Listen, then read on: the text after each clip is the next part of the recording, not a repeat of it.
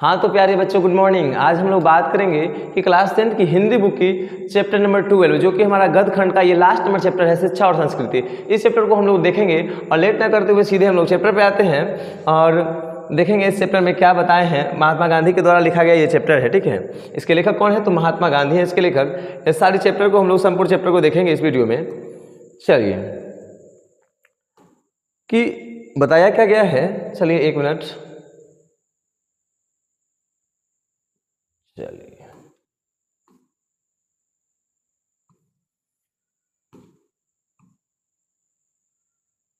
चलिए ये जो चैप्टर है, ठीक है, शिक्षा और संस्कृति एक प्रकार का किस प्रकार की विद्या है। सबसे पहले हम लोग बात करेंगे कि शिक्षा और संस्कृति जो चैप्टर है हमारा, शिक्षा एवं संस्कृति, ये जो चैप्टर है किस प्रकार की विद्या है, सबसे पहले हम लोग उसके बारे में बात करेंगे। तो यह एक प्रकार का शिक्षा शास्त्र है। आपसे क्वेश्चन बनता है, ऑब्जेक्टिव क्वेश्चन में यहाँ से पूछे जाते हैं कि शिक्षा एवं संस्कृति किस प्रकार की विद्या है, तो हम लोग क्या बताएंगे कि यह एक शिक्षा शास्त्र है। आपसे एक किस प्रकार की विद्या है, तो शिक्षा शास्त्र है। फिर हम लोग बात करेंगे कि इस चैप्टर के लेखक, शिक्षा एवं संस्कृति के लेखक कौन है, तो इसके लेखक है महात्मा गांधी जी। कौन है? तो महात्मा गांधी इसके लेखक हैं। इनका पूरा नाम क्या होता है, तो मोहनदास करमचंद गांधी इनका पूरा नाम है, ठीक है। मोहनदास करमचंद गांधी महात्मा गांधी का पूरा नाम है। हम लोग बात करेंगे कि इनका जन्म, ठीक है। ये जो चैप्टर है शिक्षा और संस्कृति जो चैप्टर है हमारा, उसके लेखक कौन है, तो महात्मा गांधी इसके लेखक हैं। महात्मा गांधी का जन्म कब होता है, तो 2 अक्टूबर 1869 ईस्वी को होता है। कब होता है, तो 2 अक्टूबर 1869 ईस्वी को इनका जन्म होता है। वहीं बात करें कि इनके पिता का नाम क्या होता है, ठीक है। इनके पिता का नाम क्या होता है, तो इनके पिता के नाम के बारे में बताया गया है कि इनके पिता का नाम क्या है, तो करमचंद गांधी है। इनके पिता का नाम क्या है, तो करमचंद गांधी है। वहीं इनकी माता के नाम की बात की जाए तो इनकी माता का नाम क्या है, तो पुतलीबाई है। इनकी माता का नाम क्या है, तो पुतलीबाई है। अब हम लोग बात करेंगे कि इनका विवाह, ठीक है, इनका विवाह कब होता है, तो इनका विवाह हो जाता है 1883 ईस्वी को। इनका विवाह कब होता है, तो 1883 ईस्वी को इनका विवाह हो जाता है। किसके साथ, तो कस्तूरबा गांधी के साथ। किसके साथ होता है, तो कस्तूरबा गांधी, यानी कि इनकी पत्नी का नाम क्या होता है, तो कस्तूरबा गांधी इनकी पत्नी का नाम होता है। चलिए बच्चों, आपको बता दें कि महात्मा गांधी के बारे में हम लोग उनकी फैमिली के बारे में अभी तक जाने हैं, उनके जन्म और उनकी फैमिलियों के बारे में जाने हैं। अब बता दें कि ये जो होता है कि 4 दिसंबर, क्या बताया गया है कि विवाह के 5 साल बाद, अपने विवाह के 5 साल बाद ये 4 दिसंबर 1888 ईस्वी को ये कहाँ पे जाते हैं, तो लंदन में जाते हैं। कहाँ पे जाते हैं जी, तो लंदन में जाते हैं। वहाँ पे क्यों जाते हैं, तो वहाँ पे ये वकालत की पढ़ाई करने जाते हैं। क्यों जाते हैं, तो वकालत की पढ़ाई करने। अब बता दें कि वकालत की पढ़ाई करने के लिए कहाँ पे जाते हैं, तो ये लंदन में जाते हैं, ठीक है। अब बता दें कि दक्षिण अफ्रीका में, हाँ, यानी वहाँ पे जाते हैं तो वहाँ पे कितना समय ये रहते हैं, तो ये 1893 से लेके, ठीक है, 1893 से लेके कब तक रहते हैं, तो 1914 ईस्वी तक वहाँ पे रहते हैं, ठीक है। 1800 क्या बताया गया है कि 1893 से लेके 1914 तक वहाँ पे रहते हैं। और वहाँ से कब आते हैं, भारत कब लौटते हैं, वहाँ से 14 तक रहते हैं तो भारत कब लौटेंगे, तो ये 15 में भारत लौटते हैं। वहाँ से कब, 1915 ईस्वी में ये भारत लौटते हैं, ठीक है। अब बता दें कि इनका जो है, ठीक है, इनका जो है कि दक्षिण अफ्रीका में, ठीक है, इनका जो है कि दक्षिण अफ्रीका में अहिंसा का इनके द्वारा पहला प्रयोग किया जाता है। आगे हम लोग अहिंसा, हिंसा सारी बात को हम लोग समझेंगे, ठीक है, कि अहिंसा का इनका पहला प्रयोग कहाँ पे होता है, तो इनके द्वारा दक्षिण अफ्रीका में ही अहिंसा का प्रथम प्रयोग इनके द्वारा होता है। चलिए अब हम लोग आगे बात करेंगे कि इनका हथियार, ठीक है, इनके हथियार के बारे में अगर बात की जाए, ठीक है, कि इनका हथियार क्या था, तो इनका हथियार मुख्य रूप से क्या था, सत्य और अहिंसा। इनके हथियार के बारे में क्या बताया गया है कि इनका हथियार क्या था, तो सत्य और अहिंसा इनका मूल हथियार था, ठीक है। चलिए इतना बात को हम लोग एक बार रिपीट करते हैं फिर से, ठीक है, कि महात्मा गांधी के बारे में, कि महात्मा गांधी आपसे आपके एग्जाम में ऑब्जेक्टिव क्वेश्चंस बनेगा, ठीक है। कैसे बनेगा कि आपसे क्वेश्चन बनेगा कि शिक्षा एवं संस्कृति किस प्रकार की विद्या है, तो हम लोग बताएंगे कि यह एक शिक्षा शास्त्र है, पहला क्वेश्चन बनेगा वहां से। फिर बनेगा कि शिक्षा एवं संस्कृति के लेखक कौन है, तो क्या बताएंगे, महात्मा गांधी है इसके लेखक। फिर आपसे क्वेश्चन बनेगा कि महात्मा गांधी का जन्म कब होता है, तो 2 अक्टूबर, कब होता है, 2 अक्टूबर 1869 ईस्वी को इनका जन्म होता है। अब बात करेंगे कि महात्मा गांधी के पिता का नाम क्या था, पिता का नाम क्या था, तो करमचंद गांधी। वही माता के नाम पूछा जाएगा ऑब्जेक्टिव क्वेश्चन में से, क्या बताएंगे, पुतलीबाई। और पत्नी की नाम पूछी जाए तो क्या बताएंगे हम लोग, कस्तूरबा गांधी। इनका विवाह कब होता है, तो 1883 ईस्वी में इनका विवाह होता है, ठीक है। और ये लंदन से भारत कब लौटते हैं, वहां से दक्षिण अफ्रीका से भारत कब आते हैं, तो 1815 ईस्वी में आते हैं। कब आते हैं, तो 1815 ईस्वी में आते हैं। अब देखिए, अब बताया गया है कि ऑब्जेक्टिव क्वेश्चन में आपसे एक और क्वेश्चन बनेगा कि अहिंसा का प्रथम प्रयोग महात्मा गांधी के द्वारा कहाँ पे किया गया था, तो दक्षिण अफ्रीका में ही किया गया था, ठीक है। चलिए इतना समझने के बाद हम लोग आगे चलेंगे और आगे देखेंगे। चलिए क्या बताया गया है कि इनके द्वारा काम तो बहुत अच्छा किया गया था, ठीक है। अच्छा, हाँ, चलिए बता दें कि हाँ, स्वराज की मांग, ठीक है, इनके द्वारा कि क्या किया गया था, तो स्वराज की मांग किया गया था, अछूतोद्धार स्वदेशी का नारा दिया गया था, ऊंच नीच की भावना, फिर क्या बताया गया है, जाति धर्म गुलामी से आज़ादी, मतलब कि ये सारा कार्य इनके द्वारा किया गया था। किनके द्वारा, महात्मा गांधी के द्वारा, कि गुलामी से भी सबसे बड़ी इनकी कामयाबी कहाँ रही थी, ये बहुत सारी चीज़ों में इनका बहुत सारा भूमिका रहा है, लेकिन सबसे बड़ी भूमिका क्या है, तो इनको इनके द्वारा क्या किया गया था, तो हमारा देश जब गुलाम था तो इनका आज़ाद कराने में इनका बहुत बड़ा योगदान रहा था। तो इस सारी बातों को बताया गया है, जाति धर्म भेदभाव छूत ऊत का, ये सब चीज़ का अंत किया गया था किनके द्वारा, तो इन्हीं के द्वारा। ठीक है, एक बार की कहानी आपको बताते हैं कि महात्मा गांधी दक्षिण अफ्रीका गए थे। ठीक है, तो दक्षिण अफ्रीका में ट्रेन से इनके पास फर्स्ट क्लास की टिकट थी। ठीक है, तो टिकट के साथ इन्होंने मतलब क्या किया कि फर्स्ट क्लास में बैठे, फर्स्ट क्लास की बोगी होती है उसमें ये बैठने गए, तो अंग्रेजों के द्वारा इनको गेट से बाहर कर दिया गया कि नहीं आप बाहर जाओ। ठीक है, इनको गेट से बाहर कर दिया गया, सिर्फ इसलिए इनको गेट से बाहर किया गया क्योंकि इनका रंग क्या था, तो काले रंग के थे ये, इसलिए अंग्रेजों के द्वारा ये अंग्रेज इनको बोले कि आप ना खुद से आप उधर जाओ, ठीक है, अन्यथा आपको बाहर कर दिया जाएगा। तो इनको क्या हुआ था कि ये बोले कि नहीं जी हमारे पास तो फर्स्ट क्लास की टिकट है, ये टिकट भी दिखाएं कि हमें आप सफ़र करने दीजिए इसमें, इस बोगी में।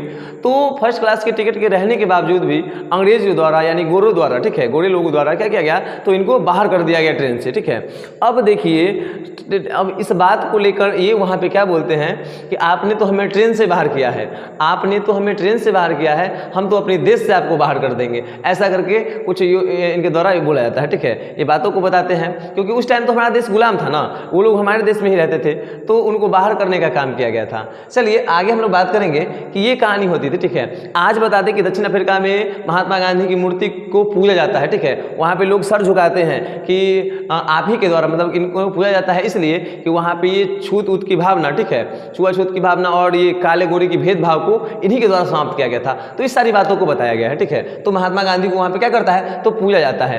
अब बात किया जाए कि रविंद्रनाथ टैगोर के द्वारा, ठीक है, रविंद्रनाथ टैगोर के द्वारा क्या कहा गया था इनको, तो महात्मा की उपाधि दी गई थी। क्या चीज़ की उपाधि दी गई थी, तो महात्मा की उपाधि दी गई थी। किसके द्वारा, तो रविंद्रनाथ टैगोर के द्वारा इन्हें किस चीज़ की उपाधि दी गई थी, तो महात्मा की उपाधि दी गई थी।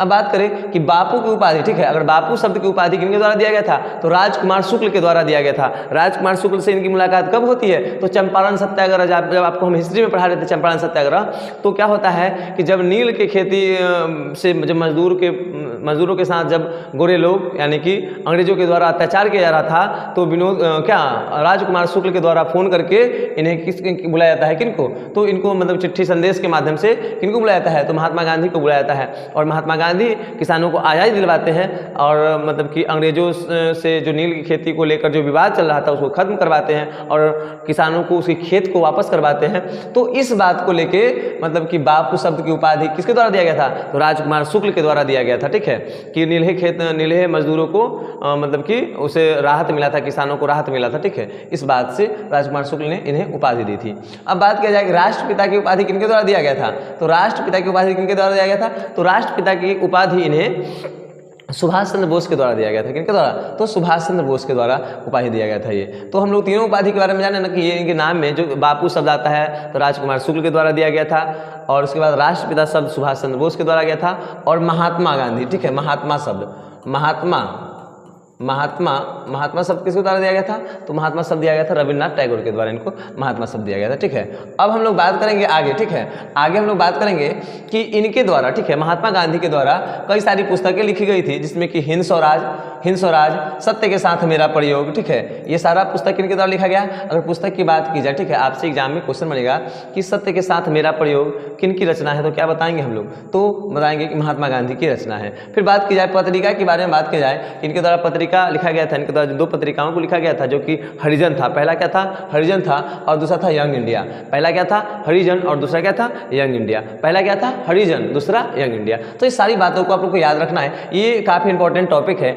यहाँ से आपके एग्जाम में, यहाँ से ना क्वेश्चन ढेर सारा बनता है आपके एग्जाम में कई बार। उम्मीद ये महात्मा गांधी के बारे में जो भी चैप्टर है ये, ठीक है, काफ़ी इंपॉर्टेंट है आपके एग्जाम के लिए, यहाँ से क्वेश्चन जरूर बनता है। ठीक है, कि हरिजन पत्रिका, ठीक है, किनके द्वारा, किनकी है हरिजन पत्रिका, किनकी है, किस लेखक की, तो क्या बताएंगे, तो महात्मा गांधी की है। आपसे पूछा जाएगा यंग इंडिया किनकी पत्रिका है, तो क्या बताएंगे, महात्मा गांधी की है। वहीं आपसे पूछा जाएगा हिंद स्वराज किनकी रचना है, तो क्या बताएंगे लोग, महात्मा गांधी के। तो ये सारी बातों को आप ध्यान में रखिएगा और पूरी बात को याद रखिएगा, ताकि कि आपसे एग्जाम में एक भी क्वेश्चन ना छूटे। छूटे। चलिए आगे देखते हैं हम लोग कि मृत्यु के बारे में बात किया गया है कि अब देखिए इनकी मृत्यु के बारे में जानेंगे। इनकी मृत्यु कब होती है? तो 30 जनवरी, कब होता है? तो 30 जनवरी 1948 ईस्वी को हो जाता है इनकी मृत्यु। देश आज़ाद कराने के बाद इनकी मृत्यु हो जाती है कब? तो 30 जनवरी 1948 ईस्वी को इनकी मृत्यु हो जाती है। इनके द्वारा तो इनकी मृत्यु कैसे होता है? तो इनको ना गोली मार दिया जाता है। किनके द्वारा? तो इन्हीं के चेला, ठीक है, इन्हीं के चेला, उनका नाम क्या था? तो गोडसे था। क्या नाम था? गोडसे के द्वारा इनको गोली मार दिया जाता है। गोडसे के द्वारा इनको गोली मार दिया जाता है और इनकी मृत्यु कब हो जाती है? तो 30 जनवरी 1948 ईस्वी को इनकी मृत्यु हो जाती है। वहीं आगे हम लोग बात करेंगे कि गांधी जयंती, ठीक है, गांधी जयंती 2 अक्टूबर को मनाई जाती है और उसी दिन, ठीक है, उसी दिन को हम लोग अहिंसा दिवस के रूप में मनाते हैं। 2 अक्टूबर को हम लोग क्या मनाते हैं? तो अहिंसा दिवस के रूप में मनाते हैं हम लोग। तो इस सारी बातों को हम लोग देख लिए, ठीक है। यहाँ तक आपका लेखक परिचय कंप्लीट हुआ। अगर आपसे, ठीक है, आपको अगर एग्जाम में अच्छा परफॉर्मेंस करना है तो लेखक परिचय से जुड़ी हुई जितनी भी बात थी, ठीक है, लेखक परिचय की इतनी बात को आप लोग ध्यान में रखें। लेखक परिचय में ढेर सारा क्वेश्चन बनता है आपके एग्जाम में। चलिए आगे देखेंगे लोग। अब कहानी पे आते हैं। तो जो हमारा जो शिक्षा शास्त्र है इसकी मूल बातों को हम लोग लिखे हैं, ठीक है, मूल बातों की चैप्टर की पूरी मूल बातों को हम इतना दूर में लिखे हैं, ठीक है, और इसी मूल बातों से हम पूरा चैप्टर को समझेंगे और हमसे पूरा का पूरा चैप्टर हम लोगों को समझ में आएगा और हम आपको पूरे चैप्टर अच्छे ढंग से समझा पाएंगे, ठीक है। किताब में आप पूरी चैप्टर को पढ़ोगे, खुद से समझना असंभव लगता है, ठीक है, लेकिन हम उसकी मूल बातों को लिखे हैं और इसके माध्यम से आपको हम समझाने का काम करेंगे। चलिए सबसे पहले आपको बता दें कि ये लिखा क्या है हमारा, ठीक है, लिखा क्या है, ये चैप्टर हम लोग स्टार्ट करते हैं, ठीक है।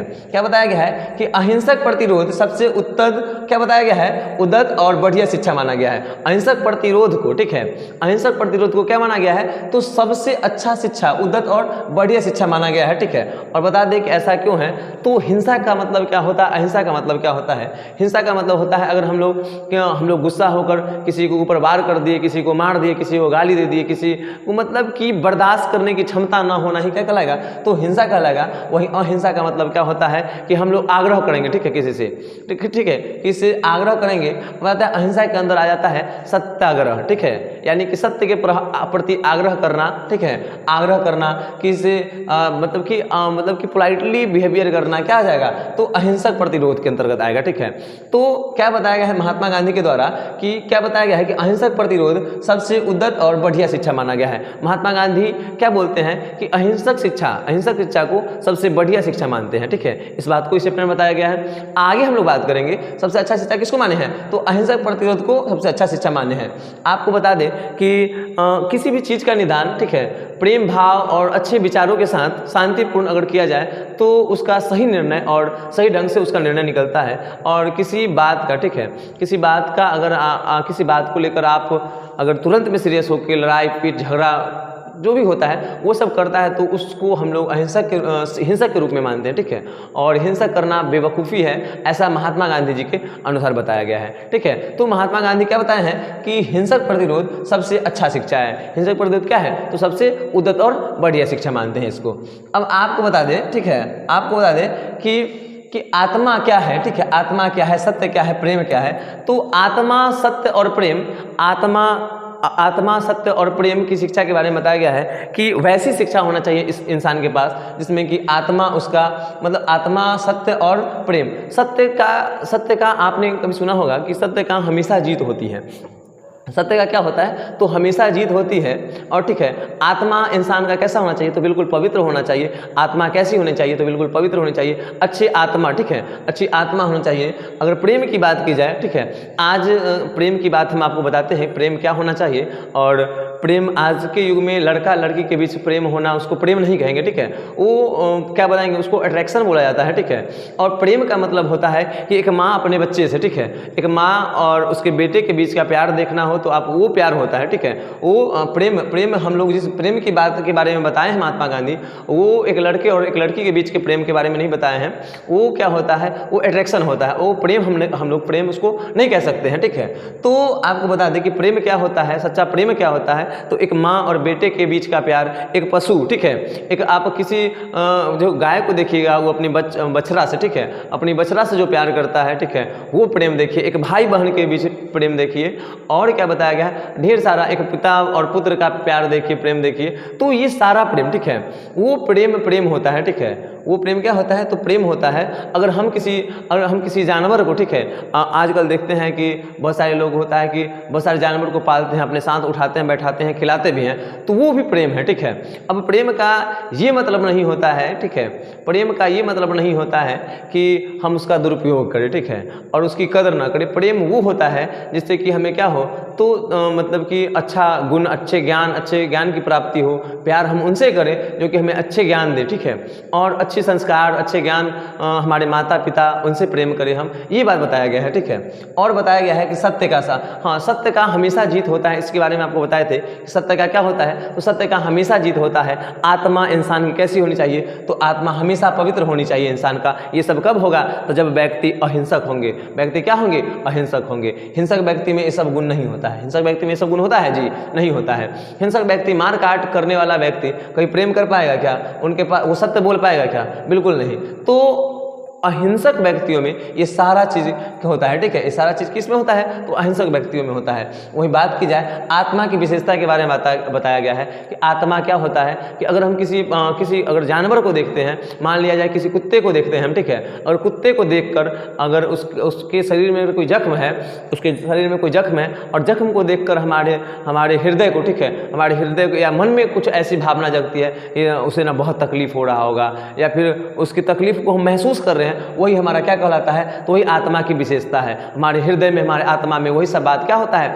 तो तब जाके हम क्या होंगे, तो अहिंसक व्यक्ति बनेंगे। अच्छी शिक्षा होगी हमारे पास, अच्छे ज्ञान होंगे हमारे पास, महात्मा गांधी के अनुसार ऐसा बताया गया है इस चैप्टर में। फिर हम लोग बताएंगे कि सत्य के बल, ठीक है, सत्य के बल का अनुभव, सत्य के बल का अनुभव के बारे में बताया गया है कि सत्य का बल का अनुभव कब होता है, जबकि हम लोगों के पास क्या हो, अहिंसक ज्ञान हो। क्या ज्ञान हो, तो अहिंसक ज्ञान हो, तब जाके क्या हो जाएगा, हमको सत्य के बल का अनुभव होगा कि सत्य में हमेशा सत्य की क्या होती है, तो जीत होती है, और सत्य में बहुत शक्ति होता है। इसके बारे में बताए हैं। चलिए आगे बताएंगे कि इंद्रियों का बुद्धिपूर्वक प्रयोग। इंद्रियों का जो भी हमारे अंदर, ठीक है, जो भी हमारे अंदर इंद्रियां हैं, हमारी इंद्रियां क्या है, तो नाक, मुंह, कान, जो ऊपर नीचे सब तो क्या है, तो इंद्रियां हैं। ये सब मेरी क्या है, तो इंद्रियां हैं, ठीक है, तो ये सब मेरा क्या है, तो इंद्रियां हैं। इन इंद्रियों का बुद्धिपूर्वक प्रयोग करना क्या होता है, तो बिल्कुल ये बताया गया है। क्या बताया गया है कि इंद्रियों का बुद्धिपूर्वक प्रयोग, ये जो इंद्रियां हैं, ठीक है, इनका हम सही उपयोग करें। बुद्धिपूर्वक उपयोग करने का क्या मतलब होता है, अगर हमारे पास कान भगवान दिए हैं या फिर आंख दी है, तो आंख से हम जो हमारी ज़रूरतों की चीज़ है, या ये नहीं कि हम गलत चीज़ों को देखें, गलत चीज़ों को सीखें, वैसा नहीं करना है। अगर हमारे पास हमारी इंद्रियां कान है, तो कान से केवल हमको अच्छे बुद्धि, ठीक है, क्या बोला है, बुद्धिपूर्वक प्रयोग, यानी कि अच्छे बुद्धिमति के साथ क्या करना होगा, तो हमको अपने कान का, अपने इंद्रियों का उपयोग करना होगा। इस बारे में बात बताएं। ऐसा नहीं है कि हम अगर कहीं पे अभद्र बातें बोली जा रही है या फिर अभद्र काम हो रहा है, तो उसे हमें देखना नहीं है। हमारी इंद्रियों का गलत उपयोग नहीं करना है, हमें गलत चीज़ नहीं देखनी है। हमारे कानों को, हमारी जो इंद्रियां, जो ये मेरी कान है, इससे हम गलत चीज़ों को ना सुने, तो इसका उपयोग कब करेंगे अच्छे ढंग से, कब इसका अच्छे ढंग से उपयोग करेंगे, जब हम लोग उसको नहीं सुनेंगे तब बुद्धिपूर्वक उपयोग करेंगे, ये नहीं। हाँ, तो इस सारी बातों को बताया गया है। वही मस्तिष्क के साथ आत्मा का भी जागृति। मस्तिष्क, अगर दिमाग के बारे में बताया गया है, मस्तिष्क के साथ साथ आत्मा की भी जागृति होनी चाहिए, इस सारी बातों को बताया गया है। चलिए आगे देखते हैं। हम लोग आगे देखेंगे कि आध्यात्मिक शिक्षा का मतलब, ठीक है, आध्यात्मिक शिक्षा का मतलब हृदय की शिक्षा होता है। आध्यात्मिक शिक्षा कैसा होता है, तो हृदय की शिक्षा। हृदय के बारे में, किसी के हृदय के बारे में अध्ययन करना क्या कहलाएगा, तो आध्यात्मिक शिक्षा के अंतर्गत किसको रखा गया है, तो हृदय की शिक्षा को। हृदय की शिक्षा के बारे में ज्ञान होना क्या कहलाएगा, तो आध्यात्मिक शिक्षा कहलाता है। चलिए आगे देखते हैं। हम लोग आगे के पॉइंट को देखेंगे। केवल बुद्धि बढ़ना, क्या बताया गया है, केवल बुद्धि बढ़ना घटिया एवं एकांकी शिक्षा है। केवल अगर आपका केवल बुद्धि बढ़ रहा है, ठीक है, आप मतलब कि आपकी आत्मा की जागृति नहीं हो रही है, ठीक है, आपका केवल बुद्धि बढ़ रहा है, ठीक है, तो क्या होता है, केवल बुद्धि बढ़ना क्या है, तो घटिया शिक्षा है। आपके अंदर हर चीज़ की जागृति होनी चाहिए, सत्य का, आत्मा का, विश्वास का, हर चीज़ की जागृति होनी चाहिए आपके अंदर, हर चीज़ का बढ़ना जरूरी है। तो केवल बुद्धि को बढ़ना ही क्या बताए हैं, तो ये घटिया शिक्षा बताए हैं, केवल बुद्धि का बढ़ना। और बताएंगे हम लोग कि हमारे द्वारा क्या बताया है कि शिक्षा, शरीर, बुद्धि, आत्मा। अगर शिक्षा के साथ साथ शिक्षा ऐसी ले, शिक्षा ऐसा ग्रहण करे जिससे हमारे शरीर का विकास हो। किसका विकास हो? शरीर का विकास हो। हमारे शरीर, हमारा स्वस्थ शरीर कैसा हो? तो स्वस्थ हो। उसके बाद क्या होता है? बुद्धि। हमारे पास शिक्षा ऐसी ग्रहण करे जिससे कि क्या हो? बुद्धिमति का काफ़ी डेवलप करे, हमारा बुद्धि काफ़ी बेहतर हो। फिर बताया गया कि आत्मा का विकास हो। हमारी आत्मा में जो सोच है, हमारी सोच है, हमारी आत्मा में एक बेहतर सा विश्वास पैदा हो, वो वैसी शिक्षा होनी चाहिए। ठीक है, वैसी शिक्षा होनी चाहिए। अब देखेंगे, आगे बताएंगे हम लोग कि तस्करी सीखना आवश्यक है। तस्करी सीखने का मतलब क्या होता है? तस्कारी नहीं है जी, तस्कारी। तस्कारी सीखने का मतलब क्या होता है कि तस्कारी की शिक्षा का मतलब क्या होता है कि हम लोग बताएंगे तस्कारी का शिक्षा क्या होता है। तो जो जैसे कि आपके अंदर, ठीक है, आपके अंदर अलग अलग टाइप का स्किल का होना तस्करी शिक्षा कहलाता है। जैसे कि हमारा काम है कि पढ़ाना काम है, तो हम बिल्कुल पढ़ाएंगे, साथ साथ हम और भी कोई अलग काम कर लेते हैं। ठीक है, अपने, हाँ, तो अपने उसको तस्कारी के अंदर रखा जाता है। अलग अलग टाइप का इंसान, अगर कोई इंसान अगर कहीं पे काम करता है, ठीक है, कहीं पे काम करता है, वो काम के अलावा जैसे कि कोई, मैं मान लो कि मैं खुद पे ही कह देता हूँ कि मैं टीचर हूँ, मैं भी पढ़ाता हूँ आप लोगों को, और साथ साथ, ठीक है, पढ़ाने के साथ साथ मैं कोई पार्ट टाइम जॉब कर लेता हूँ। मुझे गाड़ी चलानी आती है, 4 व्हीलर चलानी आती है, मैं ड्राइविंग कर लेता हूँ, या फिर मुझे कोई दूसरी काम आती है। तो स्किल का होना, हाथ में स्किल के बारे में बताया गया है कि ये स्किल, हाँ, तो तस्कारी शिक्षा किसको माना है? तस्कारी सीखना आवश्यक है। इंसान के अंदर स्किल का सीखना, हर चीज़ को, ठीक है, हर चीज़ का ज्ञान होना, परिपक्व होना, इंसान को हर चीज़ के ज्ञान से परिपक्व होना चाहिए। हर चीज़ का हाथ में क्या होना चाहिए? स्किल होना चाहिए, हाथ में हुनर होना चाहिए। हुनर कहेंगे हम लोग, क्या इसको क्या बताएंगे? हर चीज़ का हुनर होना। हाथ में, अगर आपके हाथ में अगर बहुत सारे हुनर है, तो वो हुनर सीखने के बारे में बताया गया है महात्मा गांधी के द्वारा कि आदमी के, इंसान के हाथों में क्या होना चाहिए? तो ढेर सारा हुनर होना चाहिए। ये बात को बताए हैं। चलिए आगे बताएंगे हम लोग, क्या बताएंगे हम लोग कि शिक्षा एवं पद्धति। क्या बताया गया है कि शिक्षा पद्धति मस्तिष्क और आत्मा का उच्चतम विकास। शिक्षा पद्धति कैसी होनी चाहिए? जिसमें कि मस्तिष्क और आत्मा का उच्चतम विकास होना चाहिए। ऐसा नहीं कि हमारा मस्तिष्क का विकास, केवल विकास हो, ठीक है, और हमारी आत्मा का विकास ना हो, तो हम इसको बेहतर शिक्षा नहीं मानेंगे। शिक्षा पद्धति ऐसी होनी चाहिए जिसमें कि मस्तिष्क का भी विकास हो और आत्मा का भी विकास हो। अगर केवल मस्तिष्क का विकास होता है तो हम इसको अच्छा शिक्षा नहीं मानेंगे। अच्छा शिक्षा पद्धति के अंदर हम उसको गिनेंगे जिसमें क्या होता है? मस्तिष्क का भी विकास हो और आत्मा का भी उच्चतम विकास हो। तो इसको हम लोग क्या बताएंगे? तो उच्चतम शिक्षा में रखेंगे, अच्छी शिक्षा में रखेंगे, शिक्षा पद्धति में इसको हम लोग गिनेंगे। ठीक है, अब आगे बताया गया है कि मेरा धर्म कैद खाने का धर्म नहीं है। ऐसा कौन कहते हैं? तो महात्मा गांधी के द्वारा कहा जाता है कि मेरा धर्म क्या है? तो कैद खाने का धर्म नहीं है। ऐसा कौन बोलते हैं? तो महात्मा गांधी के द्वारा बोला जाता है। आगे हम लोग बताएंगे कि पश्चिमी सभ्यता के, ठीक है, पश्चिमी सभ्यता के खिलाफ, ठीक है, पश्चिमी सभ्यता के खिलाफ कौन थे? तो महात्मा गांधी थे। पश्चिमी सभ्यता के खिलाफ कौन थे? तो महात्मा गांधी थे। ठीक है, पश्चिमी सभ्यता के खिलाफ कौन थे? तो महात्मा गांधी थे। चलिए यहाँ तक क्या होता है, तो आपका चैप्टर का अंत हो जाता है। ठीक है, इस चैप्टर में हम लोग आगे बात आपको बता दें कि ऑब्जेक्टिव क्वेश्चंस के, ठीक है, आपको इसके बाद वाले वीडियो में ऑब्जेक्टिव क्वेश्चंस की वैसी क्वेश्चंस को लाएंगे। ठीक है, वैसी क्वेश्चंस को आपको लाएंगे कि जो कि आपके एग्जाम के लिए काफ़ी इंपॉर्टेंट है।